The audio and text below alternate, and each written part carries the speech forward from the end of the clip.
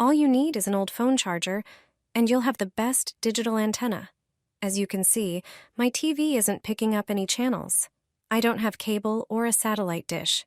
With an old phone charger, you can receive all available channels without any problem. Here's how to do it. First, grab an old phone charger. Use scissors to cut off the plug end. You won't need it anymore. Then strip the outer insulation of the cable just like I'm showing. Inside, you'll find a few wires.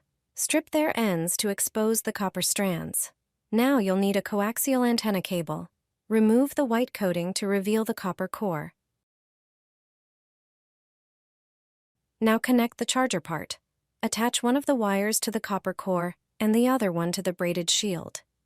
After joining both parts, wrap everything tightly with electrical tape. Then attach the antenna connector. Put it on the other end of the cable and screw it on firmly. Finally, plug the coax connector into the antenna input of your TV and check the channels. As you can see, the signal comes in perfectly.